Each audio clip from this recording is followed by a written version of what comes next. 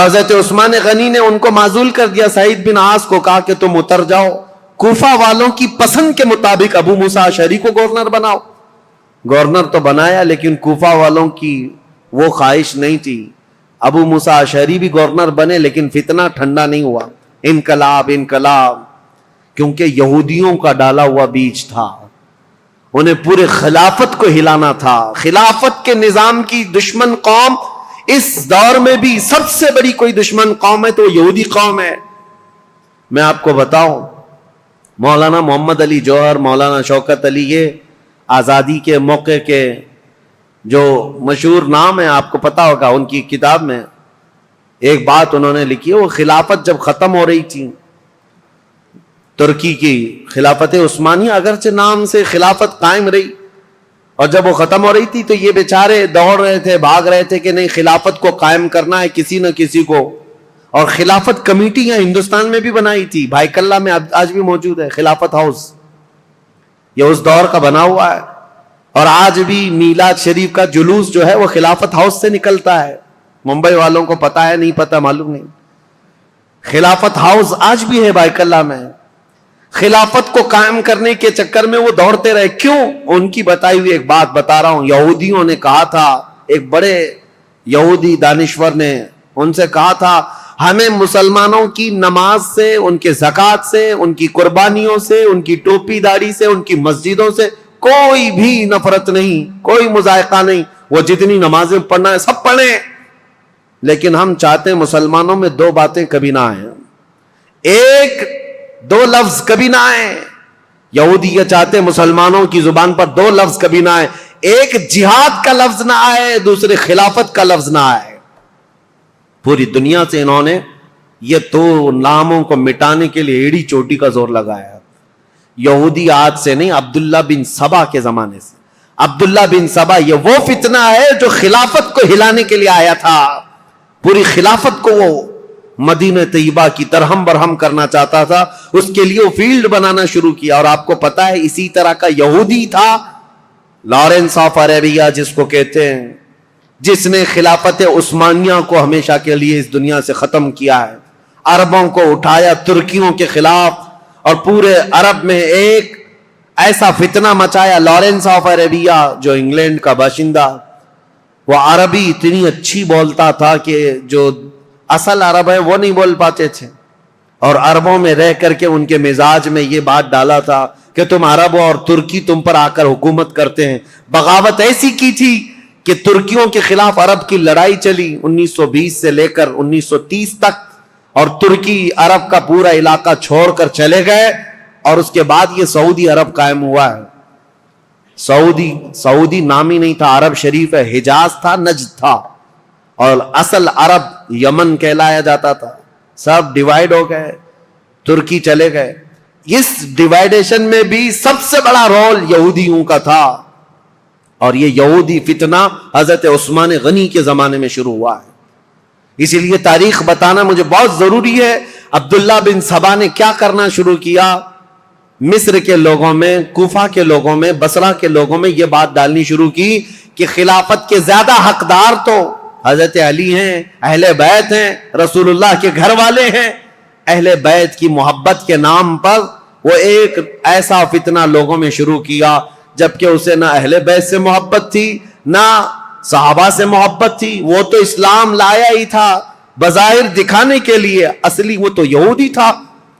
لیکن اس کو کہتے ہیں سبائی فتنہ، عبداللہ بن سبا ہے تو سبائی فتنہ۔ اس سبائی فتنے کا اثر تو اس زمانے کے بڑے بڑے مسلمانوں میں ہو گیا تھا، تابعین میں، کچھ صحابہ بھی سوچنے لگ گئے تھے کیا ہو رہا ہے، ایسے حالات پیدا کر دیا۔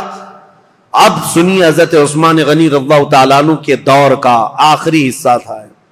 فتوحات اسلامیہ 6 سال تک تو چلتی رہی، لیکن آخری جو 6 سال ہیں وہ فتنوں میں ہی گئے۔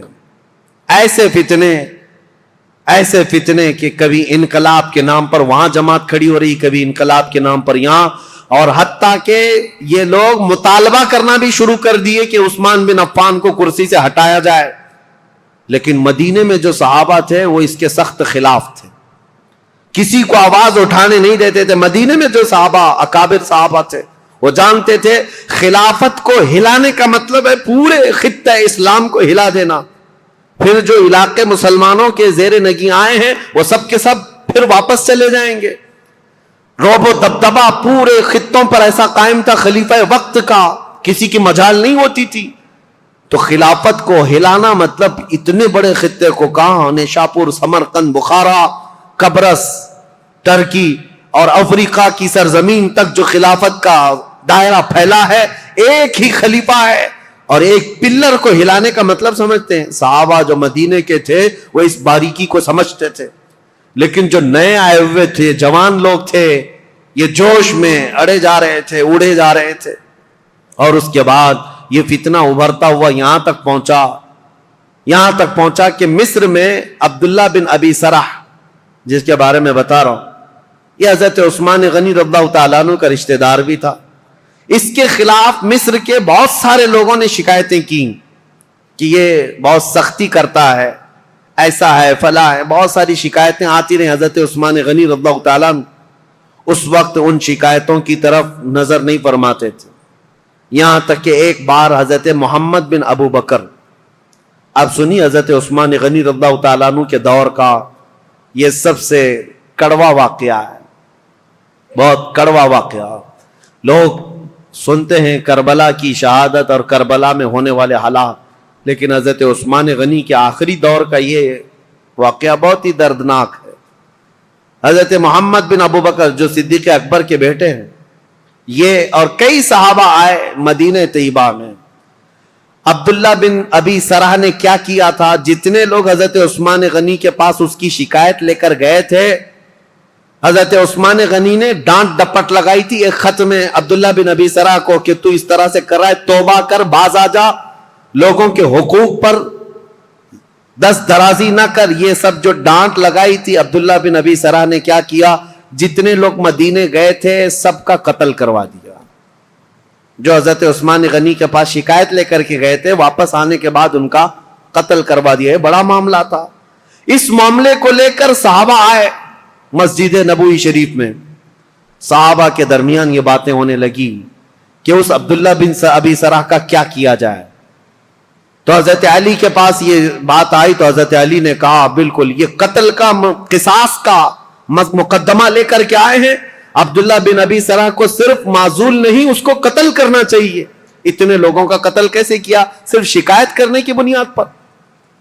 اور دیگر صحابہ جو بڑے بڑے صحابہ, حضرت طلحہ, حضرت زبیر, یہ بہت سختی کے ساتھ حضرت عثمان سے بات کرنے لگے. حضرت سعد بن ابی وقاص گئے, انہوں نے بھی, حضرت عمرو بن عاص نے بھی, یہ بڑے اکابر صحابہ تھے, حضرت عثمان سے مطالبہ کرنے لگے کہ اتنے لوگوں کے قاتل کو آپ مصر کا گورنر کیسے بنا سکتے ہیں. حضرت عثمان غنی نے سب کی بات سنی, اور آپ کے اوپر یہ بار بار دباؤ ڈالا جاتا تھا, وہ آپ کا رشتہ دار ہے, اس کی وجہ سے آپ اسے معزول نہیں کرتے, بنو امیہ کا ہے اس لیے آپ اس کے گورنری سے نہیں ہٹاتے. حضرت عثمان غنی نے کہا سارے صحابہ کے اوپر میں چھوڑ دیتا ہوں, آپ جس کو مناسب سمجھے اس کو گورنر بنائیں, میں خط لکھ دیتا ہوں. تو جو صحابہ تھے انہوں نے حضرت محمد بن ابو بکر کو کہا کہ ان کو نیا گورنر بنایا جائے اور عبداللہ بن ابی سرح کو مصر کی گورنری سے ہٹا دیا جائے. حضرت عثمان غنی نے لیٹر دے دیا, کہا کہ جاؤ عبداللہ بن ابی سرح کو ابھی کے ابھی معزول کر دینا اور اسے ادھر بھیج دینا, اور آپ آج سے مصر کے والی اور گورنر بن جائیں. حضرت محمد بن ابو بکر جب جانے لگے تو انصار اور مہاجرین صحابہ کی ایک جماعت بھی آپ کے ساتھ جا رہی تھی کہ مصر کے حالات دیکھیں یہ امپلیمنٹ ہوتا ہے یا نہیں, اور مصر کے لوگوں کو سمجھائیں جو ابھی ابھی انقلاب نام سے اٹھے ہوئے ہیں, جن کو بلوائی کہتے ہیں, وہ کسی کے سمجھ میں بھی نہیں آتا. آج تک یہ ایجپشن ویسے ہی ہیں, ان کی کھوپڑی ہٹی رہتی ہے. یہ فرعونوں کے دور کے لوگ ہیں, فرعون ان کو ڈنڈے سے سیدھا کرتا رہا ہے. آج تک ایسی سخت قسم کی طبیعت رکھنے والے لوگ ہیں. ان کو سمجھانے کے لیے انصار اور مہاجرین صحابہ کی ایک پوری جماعت گئی. آپ سنیے ہوا کیا. حضرت عثمان غنی رضی اللہ تعالیٰ عنہ کے گھر میں پلتا تھا مروان بن حکم نام سے. یہ مروان بنو امیہ کا ایک شخص ہے. حضرت عثمان غنی کے خاندان میں، رشتہ دار میں، لیکن صحیح آدمی نہیں تھا، عیاش طبیعت کا۔ مروان بن حکم حضرت عثمان غنی کے گھر پر رہتا تھا، یہ صحیح آدمی نہیں تھا، یہ ذہن میں رکھ لیں آپ۔ اس نے کیا حرکت کی، کتنی بڑی حرکت کی، پوری تاریخ میں یہ چیز موجود ہے۔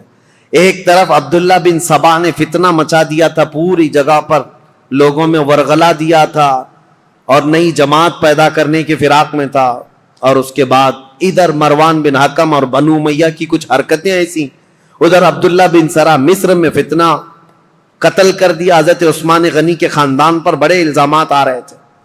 لیکن صحابہ جانتے تھے عثمان بن عفان کی طہارت کیا ہے، ان کی پاکیزگی کیا ہے، ان کے اخلاق کیا ہے، اسی لیے سب سے پہلے میں نے ان کی فضیلتیں آپ کے سامنے رکھی تاکہ کسی کے ذہن میں یہ بات نہ آنے پائے حضرت عثمان غنی کیا ایسا کرتے تھے ویسا کرتے تھے۔ پہلے سب سے پہلے میں نے آپ کو ان کے فضائل سنائے، کسی ذہن میں شک و شبہ بھی نہ آئے، وہ رسول اللہ کے داماد ہیں، میرے آقا کے انتخاب ہیں، سابقون الاولون میں سے ہیں۔ حضور نے ان کے متعلق فرمایا عثمان کو اب اس کے بعد کوئی عمل نقصان نہیں پہنچا سکتا۔ بہرحال حضرت محمد بن ابو بکر جا رہے ہیں، کہاں؟ مصر جا رہے ہیں گورنری لینے کے لیے، اور انصار مہاجری صحابہ کے ساتھ جا رہے ہیں۔ ابھی 2-3 منزلیں طے کیے ہوئے تھے کہ ایک حبشی غلام کو اونٹنی پر بہت تیز رفتار دوڑتے ہوئے انہوں نے دیکھا، یہ انصار مہاجرین صحابہ کی جماعت دیکھا، وہ مشکوک لگ رہا تھا، یا تو وہ کسی کا قاصد تھا یا تو کسی کا بھاگا ہوا غلام تھا۔ صحابہ نے اسے پکڑ لیا، پوچھا کہاں جا رہے ہو؟ کہا خلیفہ اسلام امیر المومنین عثمان ابن عفان کا پیغام لے کر میں مصر کے گورنر کے پاس جا رہا ہوں۔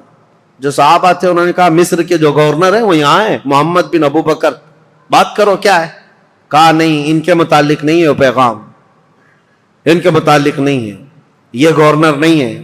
وہ پھر بھاگنے لگا تو اس کی تلاشی لی گئی، اس کے پاس کچھ نہیں ملا، اس کی ساری چیزیں تلاشی لی گئی، کچھ نہیں ملا، اور وہ تھوڑا آگے گیا تھا۔ حضرت محمد بن ابو بکر کو شک ہوا کہ کچھ تو ہے، یہ اس قدر مشکوک انداز میں کیوں جا رہا ہے، اس کو پھر سے پکڑا، اس کے پانی کا جو مشکیزہ تھا وہ بالکل سوکھا تھا، اس کو ہلایا تو اس کے اندر کوئی چیز تھی، اس کو پھاڑ دیا تو دیکھا ایک خط تھا مہر لگا ہوا، اور پہلے جو خط ہوتے تھے اس کو ڈامر جیسی ایک چیز آتی تھی وہ لگا کر کے سیل بند کر دیا جاتا تھا، کوئی نہیں کھول سکتا، اور یہ سیل بند خلیفہ کا لیٹر ہوا کرتا۔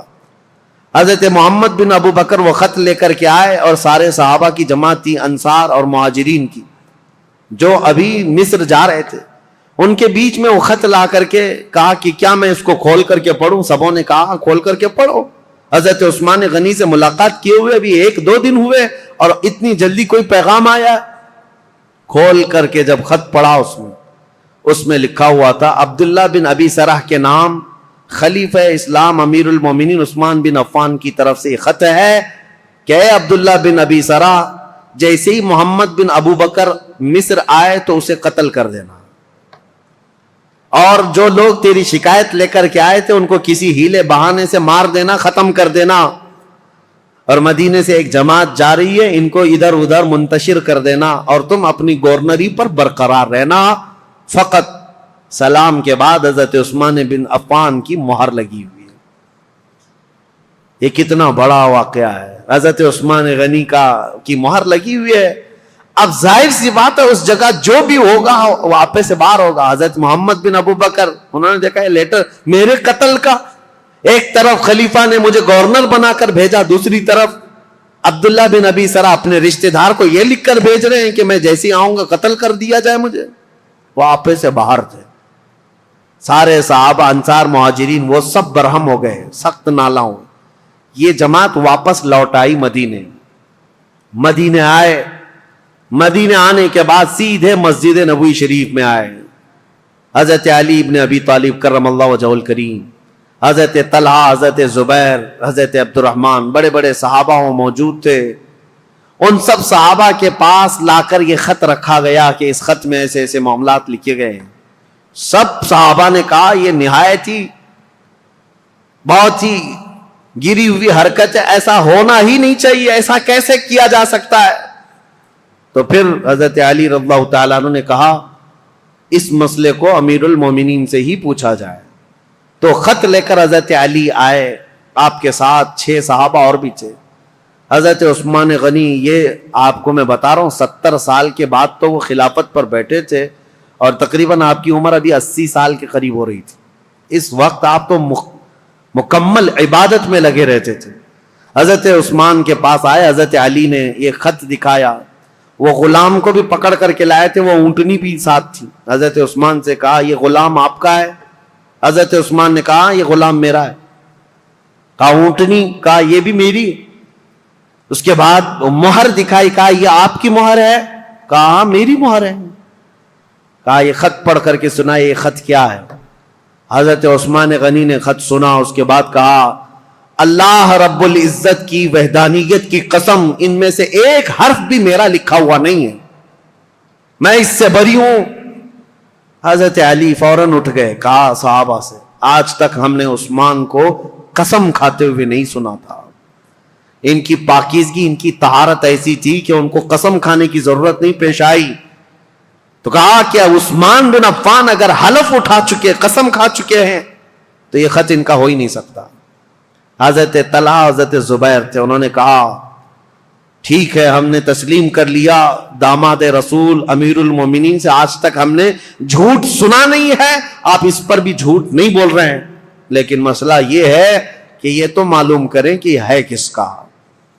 اس خط نے پورا فتنہ مچا دیا ہے. محمد بن ابو بکر ماننے کو تیار نہیں ہے. اب یہ خبر مصر بھی پہنچ گئی, اور مصر کے جو بلوائی تھے عبداللہ بن ابی سرح سے جو پریشان تھے, وہ سب کی سب جماعت بنا کر مدینے آ گئے, مدینے میں داخل ہو گئے. حضرت طلحہ اور حضرت زبیر نے جب تحقیقات کی تو پتہ چلا حضرت عثمان کے گھر میں رہنے والا مروان, یہ اس کی حرکت تھی. اس نے حضرت عثمان غنی کی مہر چرائی تھی, اور خط چرا کر کے اس پر لکھا اور حضرت عثمان کی مہر لگائی. ان کی اونٹنی لیا, ان کا غلام بھیجا, اور اس کو یہ کہہ کر بھیجا امیر المومنین کا حکم ہے مصر کے گورنر لے جاؤ. لیکن بیچ میں پکڑا گیا اور راز فاش ہو گیا. جیسے ہی پتا چلا مروان چھپ گیا. اب مسئلہ یہ تھا کہ حضرت طلحہ, حضرت زبیر اور بڑے صحابہ نے کہا عثمان ابن عفان سے, کہا اس نے اتنی بڑی حرکت کی ہے لہذا مروان کو آپ ہمارے حوالے کر دیں. حضرت عثمان رشتہ داروں کے لیے بڑے نرم بھی تھے. آپ کو پتا تھا اگر مروان کو ان کے حوالے کیا جائے تو قتل ہو جائے گا, مار دیا جائے گا. حضرت عثمان غنی نے مروان کو ان کے حوالے نہیں کیا. بس یہی بات تھی جو بہت بڑا فتنہ لاحق ہو گیا. حضرت علی کرم اللہ وجہہ الکریم نے بھی سارے صحابہ سے کہا حضرت عثمان غنی اگر مروان کو آپ کے حوالے نہیں کرنا چاہتے تو سب کے سب چلے جائیں, اس لیے کہ سزا دینے کا حق خلیفہ وقت کو ہے. عثمان ابن عفان سزا دیں گے. حضرت علی اس میں حق بجانب تھے, لیکن حضرت علی کرم اللہ وجہہ الکریم نے بھی حضرت عثمان غنی سے کہا تھا کہ اس مسئلے کو جتنی جلدی آپ فرو کریں گے, ٹھنڈا کریں گے, اتنی جلدی ہم سب کے لیے امان ہے, ورنہ فتنہ بہت بڑھ چکا ہے. اب حضرت عثمان غنی رضی اللہ تعالیٰ عنہ سے جب صحابہ نکل گئے تو یہ مصر کے جتنے بلوائی تھے یہ سب کے سب حضرت عثمان غنی کے گھر کے اطراف محاصرہ کر لیے. اور حضرت عثمان غنی کے گھر کے اطراف کیوں کھڑے تھے صحابہ پوچھتے تو یہ کہتے مروان ان کے گھر میں چھپا ہوا ہے, جب بھی نکلے گا ہم اسے ماریں گے, ہم خلیفہ وقت کے خلاف نہیں ہیں, مروان کو ہمارے حوالے کرے. حالانکہ مروان کب کے ان کے گھر سے بھاگ کر ملک شام جا چکا تھا, حضرت عثمان کے گھر میں تھا بھی نہیں, لیکن یہ بلوائی اسی انتظار میں کہ مروان گھر کے اندر ہے محاصرہ کر کے رکھا. کتنے دن؟ 40 دن تک چلا تھا یہ محاصرہ, اور حضرت عثمان غنی پر ایک دانہ پانی بھی اندر جانے نہیں دیتے تھے. سیدہ ام المومنین حضرت حفصہ حضور کی زوجہ ہے, وہ پانی کا مشکیزہ لے کر حضرت عثمان غنی کے پاس جا رہی تھیں پانی پلانے کے لیے. ان کے خچر پر جو مشکیزہ رکھا تھا ان بلوائیوں نے تیر مار مار کر کے مشکیزہ پھوڑ دیا اور پورا پانی بہا دیا. ام المومنین کو تک حضرت عثمان کے گھر جانے نہیں دیا, حضرت عائشہ صدیقہ کو تک جانے نہیں دیا. یہ نئے آئے ہوئے لوگ تھے اسلام میں سب, یہ بلوائی. ایک دن حضرت عثمان غنی چھت پر کھڑے ہوئے اور پوچھا لوگوں سے، کیا ہے لوگوں، کیا تم میں علی بن ابی طالب ہیں؟ لوگوں نے کہا نہیں ہے۔ کہا تم میں سعد بن ابی وقاص ہے؟ لوگوں نے کہا نہیں ہے۔ کہا طلحہ یا زبیر ہیں؟ کہا نہیں ہے۔ حضرت عثمان نے چھت سے پکار کر کہا، کیا میری بات علی بن ابی طالب تک کوئی پہنچا سکتا ہے؟ کہا کہ کیا بات ہے؟ کہا علی بن ابی طالب سے یہ کہہ دو کہ عثمان بن عفان پچھلے 4-5 دن سے پانی کا ایک گھونٹ بھی نہیں پیا ہے۔ خبر ملی مولا علی کرم اللہ وجہہ الکریم کو، حضرت علی رضی اللہ تعالیٰ عنہ نے اپنے دونوں شہزادوں کو لے کر حضرت حسن اور حضرت امام حسین کو پانی کے مشکے سے بھرے اور چند جوانوں کو لے کر حضرت عثمان کے گھر پہنچ گئے اور پانی پہنچایا۔ یہ صرف اور صرف یہی پانی تھا حضرت عثمان کے گھر جو پہنچا، آخری پانی تھا جو حضرت علی بن ابی طالب کی طرف سے آیا تھا۔ میرے عزیزو، یہ باتیں اس لیے بھی بیان کرنا ضروری ہے کہ لوگ ایسی چیزیں کنٹروورسی بیان کرتے ہیں کہ حضرت علی میں حضرت عثمان میں نہیں بنتی رہی ہوگی اور انہوں نے ایسا کیا ہوگا۔ نہیں، حضرت علی کی نہیں بنتی تھی، حالانکہ حضرت عثمان کے گھر کے دروازے پر پہرا دینے کے لیے امام حسن اور امام حسین کو کھڑا کیا گیا تھا، اور عبداللہ بن زبیر، حضرت زبیر نے اپنے بیٹے کو کھڑا کیا، حضرت طلحہ نے اپنے بیٹے کو کھڑا کیا، بڑے بڑے صحابہ نے اپنے اپنے بیٹوں کو حضرت عثمان کے گھر کے دروازے پر کھڑا کیا ہے، اور یہ تنبیہ کی تھی یہ بلوائی مصر کے کہیں رات کے وقت یا کہیں انجانے میں عثمان بن عفان کے گھر میں داخل نہ ہو جائیں اور کہیں ان کو نقصان نہ پہنچائیں۔ یہاں تک کہ یہ بلوائی جو ہے مصر کے جو لوگ آئے تھے، ایک مرتبہ تیر چلائے تھے، ان تیروں کی وجہ سے حضرت امام حسین کا پورا سینہ زخمی ہو گیا، خون خون ہو گئے تھے، اور حضرت امام حسن مجتبیٰ کے سر پر زخم آیا تھا نیزے سے۔ یہ حضرت عثمان کی حفاظت پر دونوں شہزادے کھڑے تھے، اور یہ خون اتنا بہہ گیا تھا جس کو دیکھ کر کے ڈر گئے۔ محمد بن ابو بکر ان میں تھے، انہوں نے کہا ہے لوگوں، ہم تو عثمان بن عفان اور بنو امیہ کے خلاف کھڑے ہیں، ابھی تم نے ان کا خون اتنا بہا دیا کہ بنو ہاشم ان کا یعنی بدلہ لینے کے لیے آ جائیں گے۔ بنو ہاشم کون ہے؟ رسول اللہ کا خاندان، اور امام حسن اور امام حسین جب زخمی ہو گئے ہوں تو رسول اللہ کا جو خاندان ہے بنو ہاشم، وہ تو بدلہ لینے کے لیے آ جائیں گے۔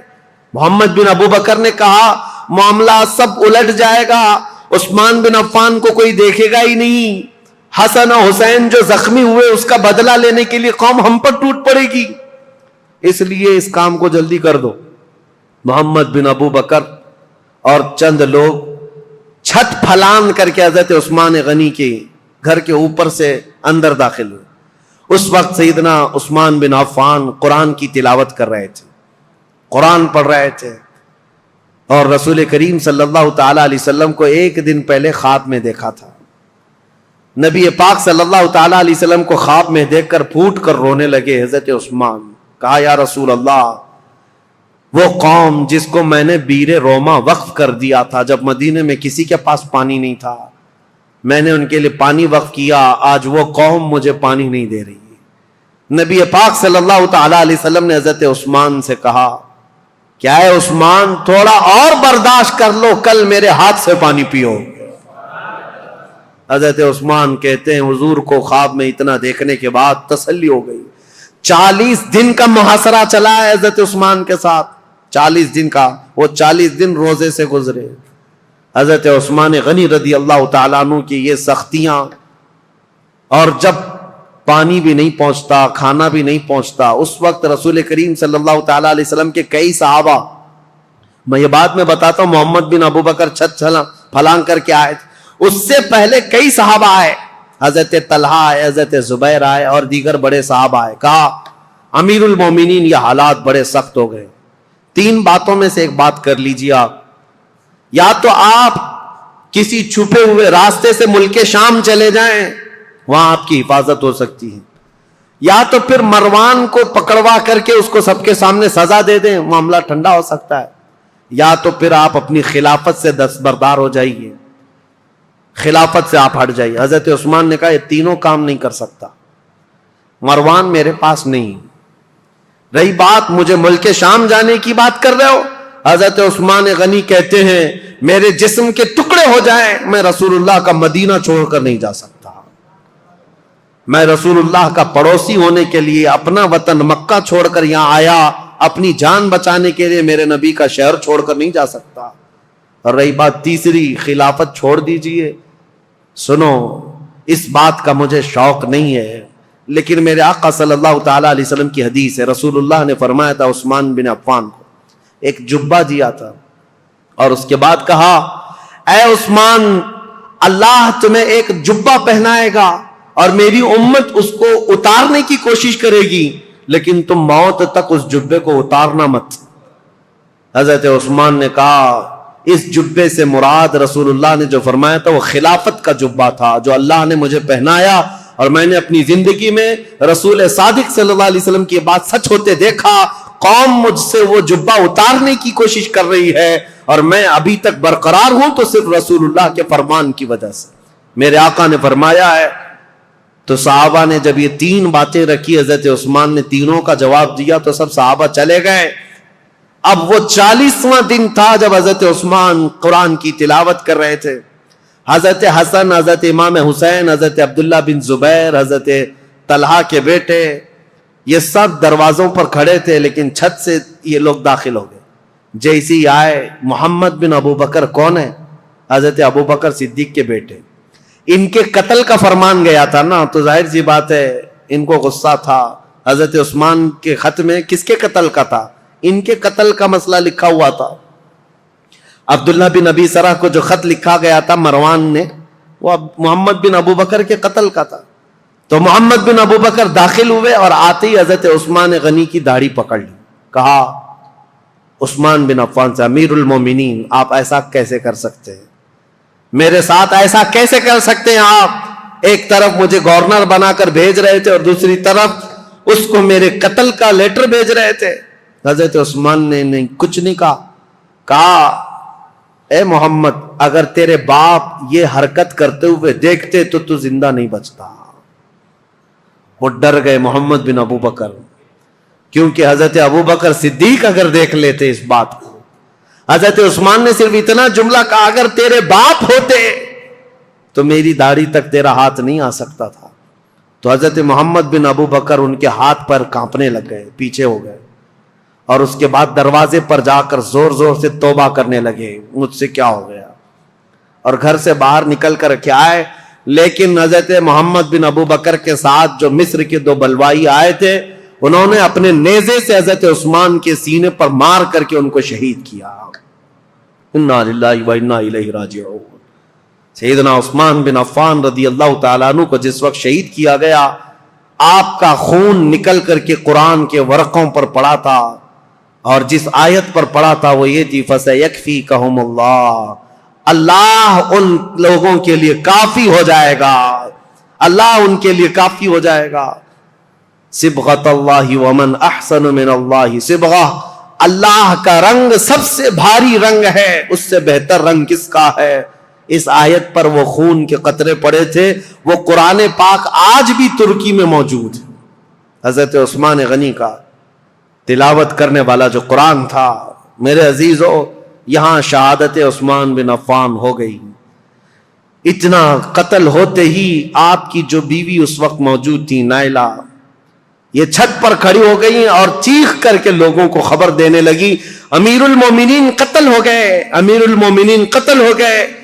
آواز سن کر کے صحابہ تیزی سے دوڑنے لگ گئے مسجد نبوی کے آس پاس، سب صحابہ جمع ہونے لگے۔ حضرت علی کرم اللہ وجہہ الکریم کی بات پھر میں بتاؤں، حضرت علی باہر کہیں گئے ہوئے تھے، آپ کو خبر دی گئی تو سر پٹ دوڑاتے ہوئے گھوڑے کو اس طرح سے مدینے آئے تھے، اور آتے ساتھ سب سے پہلے حضرت علی کرم اللہ وجہہ الکریم نے حضرت عثمان کو قتل ہوتے ہوئے دیکھا تھا، مقتول پڑے ہوئے تھے، تو آتے ساتھ سب سے پہلے حضرت امام حسن کو ایک تماچا لگایا، امام حسین کے سینے میں گھونسا مارا اور کہا کیا میں تم دونوں کو عثمان بن عفان کی حفاظت کے لیے نہیں کھڑا کیا تھا؟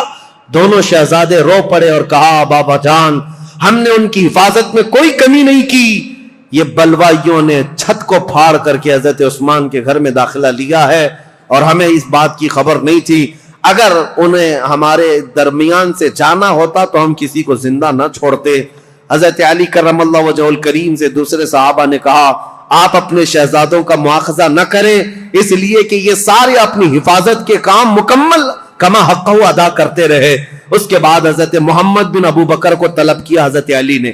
حضرت علی جلال میں تھے، پوچھا محمد بن ابو بکر کہاں ہے، بلایا اور ان کو پکڑ کر کے لائے اور کہا کیسے تم داخل ہوئے؟ کہا یہ میری غلطی تھی، چھت کے اوپر سے میں داخل ہوا. کہا تم قاتل ہو عثمان بن عفان کے؟ کہا اللہ کی قسم میں عثمان بن عفان کا قاتل نہیں ہوں، میں بالکل انہیں قتل نہیں کیا. جیسے ہی میرے ہاتھ ان کی داڑھی تک گیا انہوں نے میرے باپ کا نام یاد کیا اور مجھے غیرت ایسی آئی کہ میں کھڑا نہ ہو سکا اور ان کے دروازے پر کھڑے ہو کر کے میں نے سچی توبہ کی ہے. حضرت علی کرم اللہ وجہہ الکریم نے ان کی باتیں سنی، اتنے پر کافی نہیں، ان کا ہاتھ پکڑ کر گھر میں لے گئے اور امیر المومنین عثمان بن عفان کی جو اہلیہ تھی ان کو طلب کیا. جو زوجہ تھی وہ گھر میں اندر تھی، بلایا اور کہا کیا عثمان بن عفان کے قاتل یہ ہے؟ ان کی زوجہ نے کہا نہیں، یہ گھر میں اندر آتے ہوئے تو ان کو میں نے دیکھا ہے اور انہوں نے قتل نہیں کیا. یہ جتنی باتیں کہہ رہے ہیں وہ سچ ہے، انہوں نے داڑھی بھی پکڑی تھی. میرے شوہر نے ان سے کہا بھی تھا ابو بکر ہوتے تو یہ نہیں ہوتا، تو یہ چھوڑ کر چلے گئے تھے. یہاں تک کہ حالات کی میں شاہد ہوں کہ یہ چھوڑ کر گھر سے نکل گئے تھے، لیکن ان کے ساتھ دو لوگ آئے تھے مصر کے رہنے والے لوگ، میں انہیں جانتی نہیں، انہیں پہچانتی نہیں، ان دونوں نے قتل کیا ہوگا. ان کے علاوہ کوئی وہاں عینی گواہ نہیں تھا، عینی شاہد نہیں تھا، آئی وٹنس نہیں تھا حضرت عثمان غنی کو قتل ہوتے ہوئے دیکھا ہو کسی نے. حضرت علی کرم اللہ وجہہ الکریم باہر آئے. یہ اسلام میں پیدا ہونے والا سب سے پہلا فتنہ تھا. حضرت سعد بن ابی وقاص نے کہا اسلام کا دروازہ فتنوں کے لیے کھول دیا گیا ہے، عثمان بن عفان کے قتل کے ساتھ اب یہ دروازہ قیامت تک نہیں بند ہو سکتا. فتنوں کا دور جو شروع ہوا ان کے قتل کے ساتھ آج تک چل رہا ہے. اور میں نے عبداللہ بن سبا کا جو نام لیا تھا وہ اس لیے کہ اس نے مولا علی کرم اللہ وجہہ الکریم کی حمایت میں ایک جماعت پیدا کی اور لوگوں کو اکسایا، ورغلایا اور ایک ایسی جماعت پیدا کی جن کو رافضی کہتے ہیں، غلو کرتے ہیں. وہ صحابہ کو گالیاں دینے لگے، عثمان بن عفان کو گالیاں دینے لگے اور حضرت علی، حضرت حسنین کریمین کی شان میں غلو کرنے لگ گئے اور گڑ گڑ کر کے نئی نئی حدیثیں بنانے لگ گئے. یہ فرقہ جو پیدا ہوا اسلام میں یہ عبداللہ بن سبا کا ڈالا ہوا بیج تھا. اور آج بھی اہل تشیع جو شیعہ حضرات وہ عبداللہ بن سبا کو برا بلا نہیں کہتے، بلکہ اس کا تو بہت بڑا مزار بنایا ہوا، وہ فتین شخص کا بہت بڑا مزار بنایا اور اس کا احترام کرتے ہیں، اس کو برا بلا کہنے بھی نہیں دیتے. لیکن تاریخ کی سچائیاں یہ ہیں اسلام میں سب سے پہلے یہ فتنہ لانے والا، مسلمانوں کو بھڑکانے والا، خلیفہ وقت کے خلاف اکسانے والا عبداللہ بن سبا تھا. اور اس کے فتنے کا اثر یہاں تک پہنچا کہ حضرت عثمان بن عفان کا قتل ہو گیا، حضرت عثمان شہید ہو گئے. اللہ اکبر. 12 سالہ یہ خلافت کا دور ختم ہوتے ہی اسلام کی ان سرحدوں میں اور ان زمینوں میں ایسا اندھیرا چھا گیا، ایسا اندھیرا چھا گیا کہ اس کے بعد پھر یہ خلافت کا دور جو آگے بڑھا زیادہ دن تک نہیں، مولا علی کرم اللہ وجہہ الکریم کا دور آیا اور اس کے بعد خلافت راشدہ ختم ہو گئی. میرے آقا صلی اللہ تعالیٰ علیہ وسلم کی حدیث ہے الخلافت بعدی 30 ثم الملوک، میرے بعد 30 سال خلافت چلے گی، اس کے بعد بادشاہ آئیں گے. اور اگر آپ کاؤنٹ کریں گے تو یہ چاروں خلفائے راشدین جو ہے ان کی مدت اور ان کا زمانہ ٹوٹل 30 سال کا ہوتا ہے وہ رسول اللہ کے فرمان کے مطابق. لیکن ان چاروں خلفاء میں سب سے لمبا زمانہ اگر کسی کو ملا ہے تو عثمان بن عفان کو ملا ہے.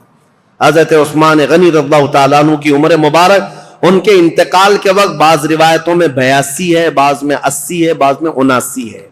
بہرحال اور ایک روایت تو 90 سال کی ملتی ہے کہ آپ کے انتقال کے وقت آپ کی عمر 90 سال کے قریب تھی. لمبی عمر بھی پائی اور خلافت کا دور بھی لمبا چلا. رسول پاک صلی اللہ تعالیٰ علیہ وسلم نے ان کو اپنی ایک انگوٹھی دی تھی اور کہا تھا کہ اس کو سنبھالے رکھنا، اور اس انگوٹھی کی آپ بہت حفاظت کرتے تھے. اور حضور نے فرمایا تھا جس دن تم سے یہ انگوٹھی ضائع ہو جائے گی فتنوں کا دروازہ ایسے کھلے گا کہ قیامت تک کوئی اس کو بند نہیں کر سکے گا. حضرت عثمان غنی کی خلافت کے 6 سال ہوئے تھے. مسجد قباء جہاں ہے آج، وہاں ایک کنواں تھا. حضور صلی اللہ علیہ وسلم اکثر وہاں جب تشریف لے جایا کرتے اپنے پیر اس کنویں میں چھوڑ کر بیٹھتے تھے عصر کے بعد. اور صدیق اکبر حضرت عمر کے زمانے میں بھی یہ سنت چلی آ رہی تھی. حضرت عثمان کو بھی یہ پسند تھا حضور کی اداؤں کا. جب آپ کا دور تھا وہ بھی اس کنویں کے پاس جاتے تھے اور اس میں پیر لٹکائے بیٹھتے تھے. ایک بار اس کنویں کے پاس بیٹھے تھے، ہاتھ میں کچھ حرکت کیا، انگوٹھی نکل کر کے اس کنویں میں گر گئی. آپ کی خلافت کے 6 سال ہوئے تھے، اسی وقت یہ واقعہ پیش آیا. اس انگوٹھی کو تلاش کرنے کے لیے پورے کنویں کا پانی خالی کروا دیا، ریت بھی چھنوا دیا، لیکن اس انگوٹھی کو نہ ملنا تھا، نہ ملی. حضرت عثمان نے کہا یہ میرے آقا صلی اللہ علیہ وسلم کی بشارت تھی. اس کے بعد جو فتنے اٹھے، ایسے اٹھے تھے کہ ایک جہجہ غفاری نام کا شخص حضرت عثمان غنی منبر پر کھڑے تھے، مسجد نبوی کے خطبہ دے رہے تھے اور ان کا عصا تھا ہاتھ میں. وہ جہجہ غفاری بیچ خطبے کے دوران کھڑا ہوا، حضرت عثمان غنی کو برا بھلا کہتے ہوئے ان کے ہاتھ سے لکڑی چھین لیا اور گھٹنے پر رکھ کر کے ان کے عصا کو توڑ دیا تھا. سامنے اس طرح کی حرکت کرنے کی کسی کی مجال نہیں تھی، لیکن حضرت عثمان غنی کی نرم مزاجی کا لوگوں نے فائدہ اٹھایا. حضرت عثمان غنی نے کچھ نہیں کہا، منبر سے اتر آئے، کہا اللہ میرے معاملے کے لیے کافی ہے. صحابہ کہتے ہیں وہ جہجہ غفاری لکڑی توڑ کر کے باہر نکلا نہیں تھا کہ اس کے گھٹنے میں سڑن پیدا ہوئی. ایسی سڑن پیدا ہوئی کہ اس کے گھٹنے میں کیڑے پڑ گئے تھے، ہمیشہ پیپ بہتا تھا اور اسی گھٹنے کے اس سڑن کی بیماری میں ہی اس کی موت ہو گئی. اور پھر یہ بھی روایت موجود ہے جتنے بلوائی آئے تھے حضرت عثمان غنی کے قتل کے لیے، وہ سب کے سب وہاں سے قتل کر کے جانے کے بعد جب یہ معاملہ ختم ہوا، حضرت عثمان غنی کی تدفین ہو گئی. جا رہے تھے، جاتے ہی راستے میں اکثر کے دماغ پورے پاگل ہو گئے، دیوانے ہو گئے، اور اسی پاگل پن میں وہ اپنے سروں کو ٹکراتے ہوئے مر گئے. ان میں سے ایک شخص بھی بچا نہیں جو مصر پہنچا ہو. حضرت عثمان غنی رضی اللہ تعالیٰ عنہ کی کرامات بھی بہت ساری ہیں، بہت ساری ہیں. سیدنا عثمان بن عفان رضی اللہ تعالیٰ عنہ یقیناً محبوب خدا تھے، محبوب مصطفیٰ تھے، ان کے بارے میں کوئی بھی کلام نہ کرنے پائے. عزیزان گرامی، آج کے دور کی بات میں آپ کے سامنے رکھ کر گفتگو کو سمیٹتا ہوں. بہت سارے آج ایسے کھٹمل آئے ہوئے ہیں جو سیدنا عثمان بن عفان کی طرف انگلی اٹھاتے ہیں، اور ان کی شہادت کے متعلق میں ایک روایت بتا دوں. ابن عساکر کی روایت ہے اور مسند ابی یعلا کی روایت ہے. حضرت عبداللہ بن عباس نے فرمایا جس کو حضرت عثمان بن عفان کے قتل کی خوشی ہے یا ان کی موت کی خوشی ہے، حضرت عثمان بن عفان کے متعلق بہت بڑی روایت میں پیش کر رہا ہوں. عبداللہ بن عباس فرماتے ہیں کہ یہ جو مصر کے لوگ جو قتل کرنے آئے تھے، یہ اگر زندہ رہتے تو حضرت عبداللہ بن عباس دونوں باتیں کیا کہتے ہیں، پہلے یہ بات سن لو. کہتے ہیں اسلام میں سب سے پہلا فتنہ حضرت عثمان کا قتل ہے اور سب سے آخری فتنہ دجال کا ظاہر ہونا ہے. دونوں فتنوں کو آپ نے برابر کہا ہے تو کتنا بڑا ہوگا عبداللہ بن عباس. اور کہتے ہیں جتنے قتل کرنے کے لیے آئے تھے یہ سب کے سب وہ لوگ ہیں جو آخری فتنہ جو اسلام میں آنے والا ہے دجال کا، یا اس دجال کے پیروکار لوگ ہیں. اور فرمایا کہ اگر کوئی ایسا شخص، عبداللہ بن عباس کی روایت صحیح احادیث میں موجود ہے، ابن عساکر کی روایت میں کہہ رہا ہوں، مسند ابی یعلا کی روایت، فرماتے ہیں کہ جس کو عثمان بن عفان کے قتل کی خوشی ہوئی یا ان کی موت کو سن کر کے خوش ہوا، اگر وہ زندہ رہے گا تو دجال کی فوج میں شامل ہوگا، اور اگر مر جائے گا تب بھی وہ قبر میں دجال کے پیروکاروں میں اٹھایا جائے گا. اتنی بڑی وعید ہے. ظالموں جو سوشل میڈیا پر آج بکتے رہتے ہیں، پھیلاتے رہتے ہیں، گند پھیلاتے ہیں عثمان بن عفان کے متعلق، اور جانتے ہو انہوں نے ایک نئی چیز بدعت شروع کر رکھی ہے. حضرت عثمان غنی کی شہادت کے دن خوشیاں مناتے ہیں، ایک دوسرے کو مبارکبادیاں دیتے ہیں، اور پھر پوچھنے پر یہ کہتے ہیں نہیں ہم ان کی موت کی خوشی نہیں منا رہے، اس دن مولا علی کرم اللہ وجہ الکریم خلیفہ بنے تھے، اس کی خوشی منا رہے ہیں. یہ اور بات ہے عزیزان گرامی، نیتوں کا اللہ مالک ہے. اگر مولا علی کرم اللہ وجہ الکریم کی خلافت کی خوشی ہے تو یقیناً پورے کروڑوں مسلمانوں کو ان کی خلافت کی خوشی ہے. لیکن ساتھ میں اگر حضرت عثمان غنی کی موت کی کوئی خوشی مناتا ہے تو حضرت عبداللہ ابن عباس کے فرمان کے مطابق وہ دجال کے پیروکاروں میں ہے، وہ دجال کی فوج میں شامل ہونے والا شخص ہے. اسی لیے اپنی زبانوں کو لگام دو، اپنی عقلوں کو پردے ڈال کر کے جو چاہے بک بک نہ کرو. آج یہ محرم کے دور میں یہ بہت ساری چیزیں آئیں گی، سوشل میڈیا میں ابھی بہت سارے گند پھیلانے لگ جائیں گے یہ تینوں خلفاء کے بارے میں، اور کبھی حضرت امیر معاویہ کے بارے میں، انہوں نے ایسا کیا، انہوں نے ایسا کیا، اور یہ اپنی عاقبت برباد کر رہے ہیں، اپنی آخرت خراب کر رہے ہیں. اس لیے رسول اللہ کے صحابہ کے متعلق میرے عزیزوں مجھے اتنا بیان کرنے کے لیے جتنا میں نے بیان کیا آج، یہ بہت ہی احتیاط والی چیز تھی. اگر اس میں میری زبان کہیں پر پھسلی ہو، لاکھ مرتبہ میں توبہ کرتا ہوں اللہ کی بارگاہ میں، مولا مجھے معاف کر دے. میں استغفار کرتا ہوں مولا مجھے معاف کر دے کہ حضور صلی اللہ تعالی علیہ وسلم کے صحابہ کی تاریخ بتا رہا ہوں. یہ آسان کام نہیں تھا. حضرت عثمان کا دور بتانے میں دیگر صحابہ کے بھی معاملات ہیں. حضرت ابو ذر غفاری کو انہوں نے معزول کیا، حضرت عمرو بن عاص کو معزول کیا، عبداللہ ابن مسعود کو معزول کیا. بڑے بڑے صحابہ ہیں. ایک طرف عثمان بن عفان ہے، ایک طرف مولا علی کرم اللہ وجہ الکریم ہے. یہ سب صحابہ، حضرت طلحہ اور زبیر نے حضرت عثمان کے ساتھ جا کر سختی سے کیسے پوچھا تھا کہ خط کس کا ہے، یہ سارے معاملات. لیکن اے سنیوں، اس مجمع میں، اس پوری تقریر میں میں نے تو بھرپور یہ کوشش کی ہے کسی بھی صحابی کے مقام میں ذرا بھی فرق آنے نہ پائے. کیا آپ کو یہ محسوس ہوتا ہے کہ میں نے کسی کو ٹرول کیا ہے، کسی صحابی کے درجے کو گھٹا کر؟ جہاں جس کے مقامات ہیں ہم نے تعظیماً عرض کرنے کی کوشش کی. اس کے باوجود بھی اگر زبان کہیں پھسلی ہے، میں لاکھ مرتبہ توبہ کرتا ہوں مولا کی بارگاہ میں. کسی بھی صحابی رسول کے متعلق مولا ہماری زبان کھلنے سے پہلے ہمیں موت عطا فرما. ہم صحابی رسول کے متعلق وہی عقیدہ رکھتے ہیں جو امت کے کبار علماء، تابعین اور تمام اولیاء کاملین کا عقیدہ رہا ہے. صحابہ اکرام کے متعلق جو عقیدہ میرے غوث کا تھا، سیدنا عبد القادر جیلانی کا، ہم وہ عقیدہ رکھتے ہیں. انہوں نے یہ فرمایا تھا، صحابی کے درجے کی بات کرتے ہو، وہ صحابہ رسول اللہ کے جو جہاد میں گھوڑوں پر بیٹھ کر جاتے تھے، ان گھوڑوں کے ٹاپ کے نیچے سے جو دھول اڑتی تھی، غوث کا مقام وہاں تک بھی نہیں پہنچ سکتا. ہم ان صحابہ کے متعلق اس طرح ادب کی بات کرتے ہیں. لہذا سیدنا عثمان بن عفان کی بات آئے، کسی کی بھی بات ہے، ادب کا پہلو ہمیشہ ملحوظ رکھو. اس لیے کہ کچھ تحقیق کرنے والے بھی اب کیڑے آئے ہوئے ہیں، ریسرچ اسکالر نئے نئے، اور وہ اپنے آپ کو یہ کہتے ہیں ہم انجینئرنگ کرتے ہیں، ڈاکٹرائن کرتے ہیں، اور ان کو ایسا لگتا ہے کہ یہ فیصل بن کر کے بیٹھے ہوئے ہیں. کاش یہ حضرت عمر کے زمانے میں ہوتے تو ایک ہی کوڑے میں مر جاتے. صحابہ اکرام کے بارے میں فیصلہ لینے کی تمہاری اوقات کیا ہے؟ تمہارا علم کتنا ہے؟ ارے تمہارا کوئی ڈھنگ کا استاد نہیں، گوگل سے پڑھے ہوئے لوگ، ان کا سارا کل ملا کر کے گوگل استاد ہے، اور سب دنیا جانتی ہے گوگل میپ کہاں کہاں لے جا کے چھوڑتا ہے، ویسے ان کو بھی گوگل چھوڑ دیتا ہے.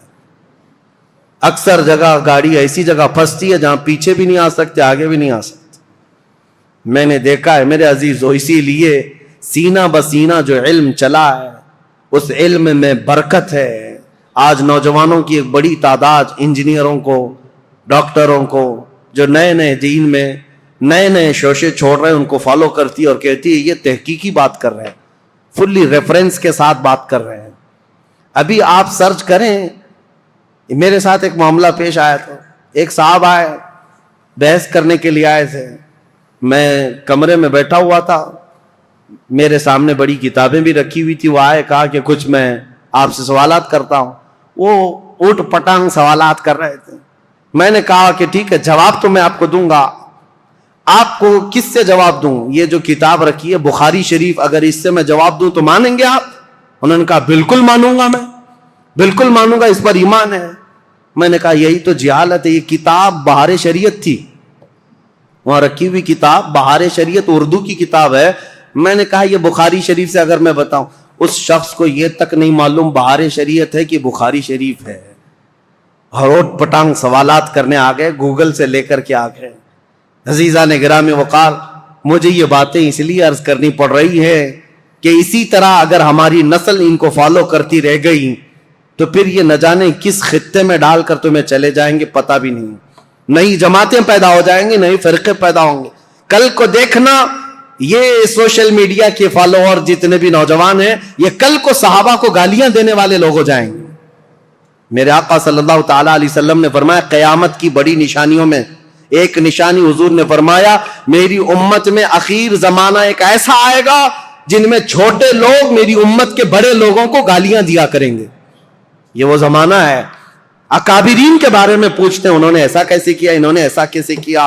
آج میں یہ بات اس لیے عرض کر رہا ہوں، مجھے 1 گھنٹہ بیان کرنے میں پتہ نہیں کتنے پسینے چھوٹ رہے ہیں، اس لیے نہیں کہ گرمی ہے، ڈر کے مارے کہ اتنے صحابہ کا میں نے نام لیا ہے کہیں کسی کی بے ادبی نہ ہونے پائے، کیونکہ معاملات ان کے درمیان ہوئے ہیں، لیکن تاریخ بتانے کے وقت اگر کسی کو مرتبے سے گرا دیا کہ ان کی یہ حرکت تھی اس کی وجہ سے گرایا، نہیں۔